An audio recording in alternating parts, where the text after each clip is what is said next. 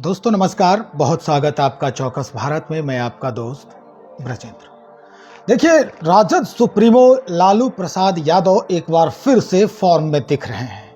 दरअसल ये फॉर्म उनका फिर से इसलिए आया है कि नीतीश कुमार जी यानी राज्य के मुखिया जो हमारे हैं, वो लगातार राज्य को विशेष दर्जा मांग रहे हैं, राज्य के लिए विशेष दर्जा की मांग कर रहे हैं। लेकिन अब इस पर राजनीति गहरी होती जा रही है और लगातार ये बातें अब राजद सुप्रीमो भी उठा रहे हैं। लालू प्रसाद दिल्ली जा रहे थे मेडिकल चेकअप कराने के लिए और एयरपोर्ट पर ही उनसे जब बातचीत हुई तो वो कहते हैं कि भाई, अगर केंद्र सरकार विशेष राज्य का दर्जा अब बिहार को नहीं देती है तो हम उसे उखाड़ फेंकेंगे। दरअसल ये कौन सी बात हो रही है? पहले नीतीश कुमार ये कहते हैं कि हम विशेष राज्य का दर्जा लेकर रहेंगे, उसके बाद ये उखाड़ फेंकने की बात कर रहे हैं लालू प्रसाद यादव। इधर आरएलजेडी के जो राष्ट्रीय अध्यक्ष हैं उपेंद्र कुशवाहा, वो भी कहते नजर आ रहे हैं कि भाई विशेष राज्य का दर्जा जरूर चाहिए बिहार को। लेकिन अब इसके पीछे की पूरी कहानी क्या है? क्या वाकई में उपेंद्र कुशवाहा, जिस तरह का र्यूमर जो है वो निकल के सामने आ रहा है, फैलाए जा रहे हैं, बातों ही बातों में ये बात निकल के आ रही है कि उपेंद्र कुशवाहा और नीतीश कुमार जी में कुछ बातें हो रही है। ये क्या ये सूचना है? हम इस बाबत बातचीत करेंगे। हमारे साथ प्रदेश अध्यक्ष हैं रमेश कुशवाहा जी, इन्हीं से हम बातचीत करेंगे कि जिस तरह की बातें हो रही है, डिमांड हो रहे हैं विशेष राज्य के दर्जा की, अब उपेंद्र कुशवाहा जी भी सॉफ्ट कॉर्नर रख रहे हैं इस बाबत। हालांकि इनका डिमांड तो उस वक्त से ही है कि नहीं, राज्य को दर्जा मिलना चाहिए विशेष का, लेकिन जब ये एनडीए में है और एनडीए के लोग नकार रहे हैं इस चीज के लिए, तरह तरह के तर्क दे रहे हैं, तो उपेंद्र कुशवाहा का जो ये बयान है वो कहां तक समीचीन होगा? देखिए, जहाँ तक विशेष राज्य की दर्जे की बात है, जब बिहार का विभाजन हुआ, अलग झारखंड बना, वहीं वह एक परिस्थिति है जब से बिहार को विशेष राज्य की दर्जे की मांग उठती रही है। और मैं समझता हूँ कि बिहार में विशेष राज्य की दर्जे की मांग उचित है, जायज़ है और बिहार को मिलना भी चाहिए। रही बात लालू जी और नीतीश जी की, तो देखिएगा कि नीतीश जी जब विशेष राज्य की दर्जे की मांग करते हैं तो वो विपक्ष में होते हैं, एनडीए से अलग रहते हैं, तब विशेष राज्य के दर्जे पर उनका जोर बढ़ जाता है जी। अपने पूरे राजनीतिक जीवन का लंबा कार्यकाल उनका एनडीए के साथ ही बीता है और जब वो रहते हैं तो विशेष राज्य के दर्जे की मांग को ठंडे बस्ते में वो डाल देते हैं। ये उनका कोई प्रमुख नारा नहीं रहता। लेकिन आज के तारीख में फिर इधर कुछ हफ्तों से विशेष राज्य का दर्जा उनका मुख्य लग रहा है कि स्लोगन है, मुख्य चुनावी नारा बन गया है। मैं समझता हूं कि सिर्फ चुनावी नारा है, इसके अलावा और कुछ नहीं है। अगर विशेष राज्य की दर्जे पर अगर वो दृढ़ होते, संकल्पित होते कि विशेष राज्य के दर्जे की वो उनकी इच्छा है, तो जब वो एनडीए में रहे हैं, अटल बिहारी जी की सरकार में रेल मंत्री थे, उस समय भी उनको पार्लियामेंट में इस बात को उठाना चाहिए था, ये मांग करनी चाहिए थी, उन्होंने कभी मांग नहीं किया। फिर देखिएगा कि बीच में जब फिर वो एनडीए से जब अलग हुए तो फिर वो विशेष राज्य के दर्जे की मांग एक बार उठाए थे 2017 का जो दौर था। फिर इधर जब वो एनडीए से अलग हैं तो फिर विशेष राज्य के दर्जे पर की मांग वो कर रहे हैं। मैं समझता हूं कि पहली बात तो एक, अगर वो सचमुच विशेष राज्य की जरूरत बिहार की जनता को है तो ये मुख्य कार्यभार होना ही चाहिए और इसको उठाना चाहिए। लेकिन नीतीश जी अपनी ही जरूरत से, अपनी खुद की राजनीतिक जरूरत से मांग को उठाते हैं, बिहार की जनता की जरूरत से मांग ये नहीं करते। लालू प्रसाद यादव जी तो कह रहे हैं कि अगर नहीं दिए तो हम उखाड़ फेंकेंगे। पहले तो ये कह रहे थे कि हम 2024 का जो लोकसभा चुनाव है उसमें गैर भाजपा सरकार हम स्थापित करेंगे केंद्र में, अब सीधे कह रहे हैं उखाड़ फेंकेंगे। ये क्या? देखिए, लालू जी की अपनी भाषा है, वो अपनी भाषा में अपने टोन में बोलते रहते हैं। सवाल है किसी को उखाड़ने से कोई सरकार उखड़ती नहीं है। जनता के अंदर ही वो ताकत होती है किसी सरकार को उखाड़ फेंकने का। मैं समझता हूँ कि अभी ये नारा जो लग रहा है कि बहुत आगे बढ़ा हुआ नारा लालू जी दे रहे हैं, और जो लालू जी का पोजीशन है उसमें यही वो बोल सकते हैं, दूसरा कुछ बोल भी नहीं सकते। लिहाजा मैं समझता हूँ कि अगर सचमुच ये पार्टियाँ बिहार का विकास चाहती है और बिहार को एक विकसित प्रदेश बनाना चाहती है, तो अब तो बिहार में एक तरह से कहिएगा आर्थिक, सामाजिक, शैक्षणिक सर्वे भी आ चुका है जातीय सर्वे के अलावा, और इसके जरिए पता भी चल गया है कि हमारी आर्थिक, सामाजिक भिन्न भिन्न जातियों की स्थिति क्या है। आप देखेंगे सबड़ जातियों में भी 24-25% लोग गरीब मिले हैं इस सर्वे में, और जहाँ तक दलितों और महादलितों की स्थिति है वो बद से बदतर है। 50% की आबादी उनकी आज भी गरीबी रेखा के नीचे है, या यूं कहें तो जिनके 6,000 से कम की आमदनी है वो सब लोग गरीबी रेखा के नीचे हैं। मतलब ये कहना चाह रहे हैं आप कि आनन फानन में सरकार ने ये सर्वे कराया है?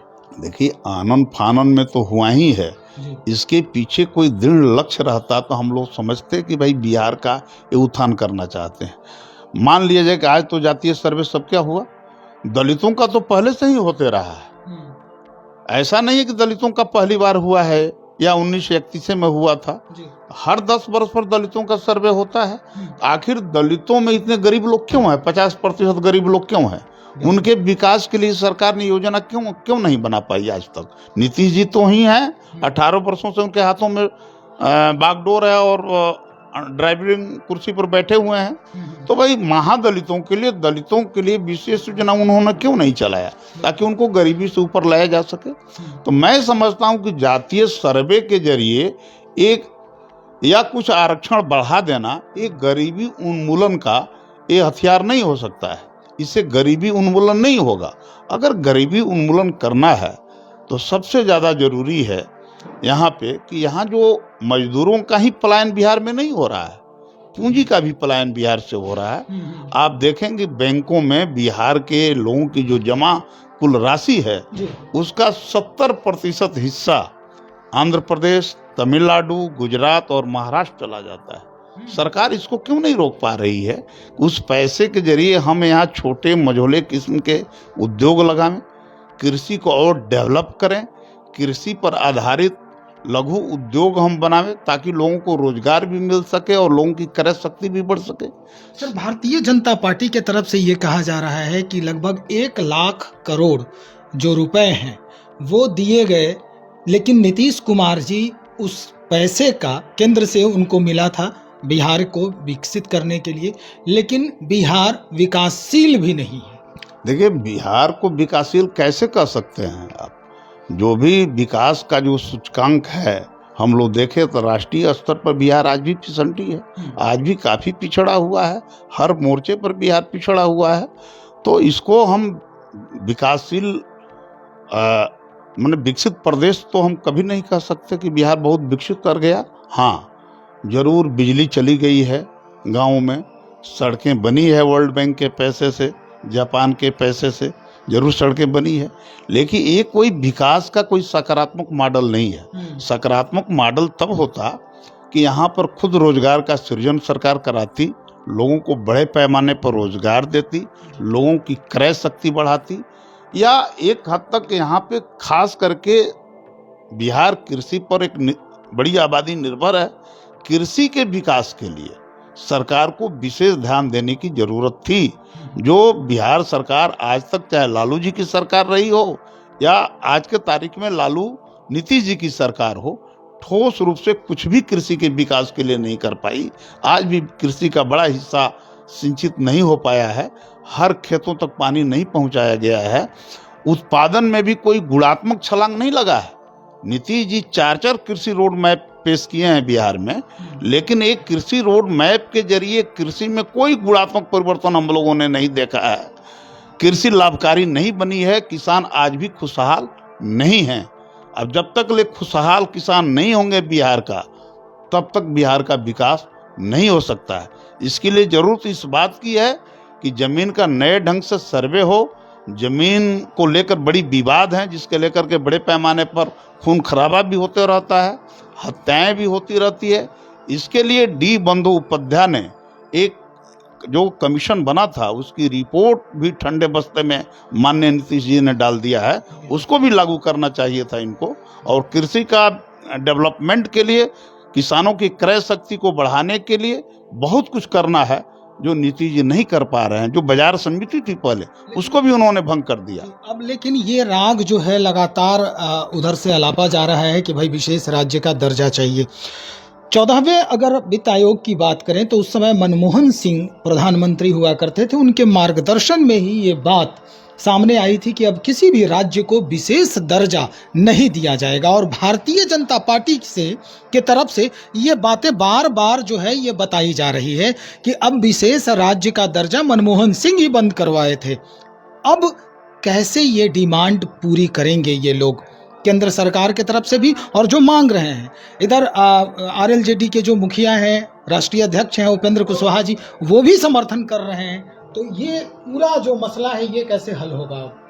देखिए, जहाँ तक विशेष राज्य के दर्जे की मांग है, जो भी पिछड़े स्टेट हैं, बिहार सहित अन्य भी कुछ राज्य इस मापदंड को अगर पूरा कर रहे हो तो उनको भी मिलना चाहिए। लेकिन और केंद्र सरकार को, चाहे वो कांग्रेस की सरकार, एनडीए की सरकार रही हो, या इंडिया अभी जो गठबंधन है उसकी सरकार बने, या पहले पूर्ववर्ती दौर में जो कांग्रेस की सरकार रही है, वो भी निश्चित रूप से विशेष राज्य के दर्जे को नकारती रही है। मैं समझता हूँ नीतिगत रूप से ठीक नहीं है। इस पर दोनों ही गठबंधनों को विचार करना चाहिए और पिछड़े स्टेट को विशेष राज्य का दर्जा मिलना चाहिए। चलिए, बहुत शुक्रिया जानकारी देने के लिए। तो हमारे साथ रमेश सिंह कुशवाहा जी, प्रदेश अध्यक्ष हैं आरएलजेडी के। इन्होंने भी स्पष्ट कर दिया है कि जो अर्हताएं होनी चाहिए, यानी जो कमियां हैं, इस बात को देखते हुए किसी भी राज्य के लिए कि भाई उसे विशेष दर्जा मिलनी चाहिए, तो वाकई में उन जरूरतों को पूरा करना केंद्र सरकार का ये धर्म है, कर्तव्य है।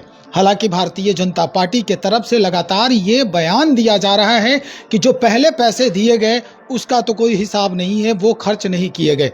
और 14वें वित्त आयोग का भी हवाला लगातार दिया जा रहा है। अब देखना ये होगा कि लालू प्रसाद यादव जी जिस तरह से गरज रहे हैं और नीतीश कुमार जी बरस रहे हैं विशेष राज्य के दर्जे की मांग को लेकर, केंद्रीय सत्ता पर काबिज लोग इस बाबत क्या कुछ करते हैं बिहार के लिए। इंतजार करें, बने रहें हमारे साथ। बहुत शुक्रिया आपका।